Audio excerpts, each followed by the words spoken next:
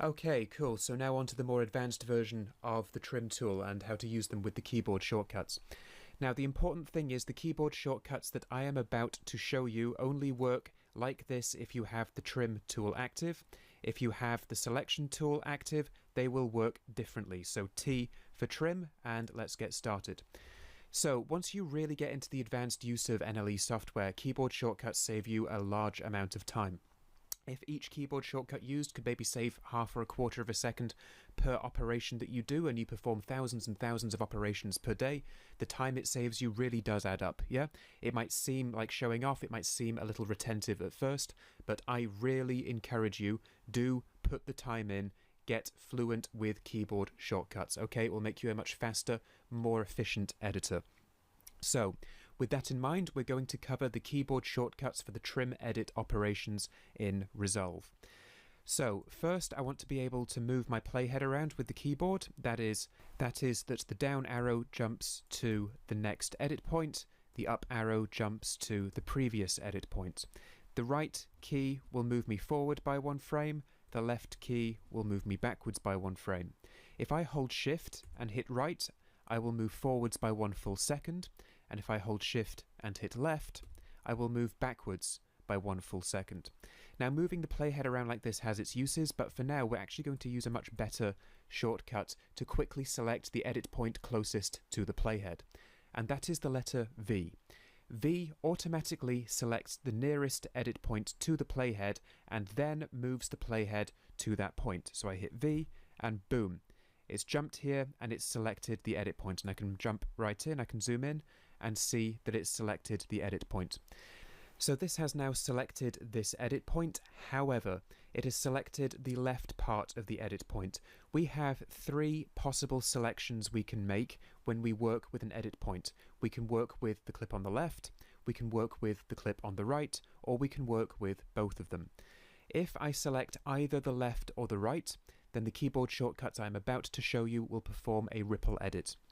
And if I select both at the same time, they will perform a rolling edit. We will talk about slip a little bit later. So there's a keyboard shortcut to cycle through which parts of the edit point I can work with, and that is the letter U. If I hit U,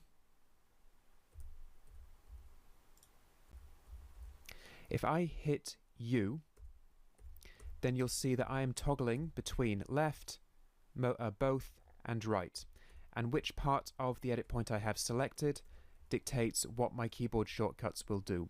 So I have the leftmost side of this edit point selected, and now I'm going to hit the full stop key, and that has the little triangular bracket on it as well. It is the key immediately to the left of the question mark on a Western keyboard.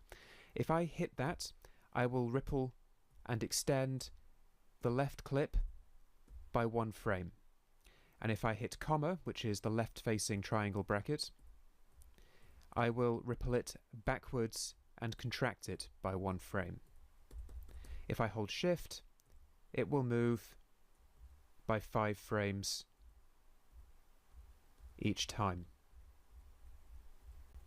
So I can use the keyboard to make very precise and accurate ripple and roll edits. If I hit U and I select this edit point and have both sides selected, the exact same keyboard shortcut will now roll to the left or to the right by 1 or 5 frames at once. Really good, really useful. Up and down, V, and then U, then the 2 triangular brackets to ripple and roll around. These might be a little bit counterintuitive at first. I would really recommend that you take a good 10 or 15 minutes, try and get the hang of using the keyboard shortcuts. So let's go through that whole command stack again. I'm going to move my playhead around, V, I want to ripple the leftmost clip, U, right bracket, ripple that clip. Then I can go backwards, I can go, okay, U, I want to roll. Don't need to keep me going. Oops, I want to roll this one. Okay, so that's how we ripple and roll using the keyboard. Now the last one, and we do that with the keyboard shortcut Shift and V. That will select the nearest clip or the nearest gap. So now that we have this selected and the trim tool active, our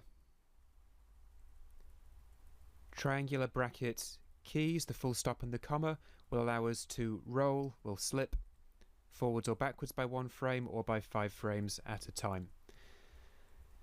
So there I can see that, and then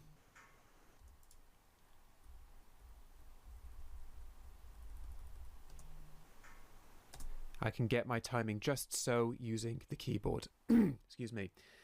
So what I would recommend is that you go through all of this exercise again and you try and do it with the keyboard shortcuts. Like I said, the keyboard is the fastest, most proficient, most professional way in which you can work in an editing program.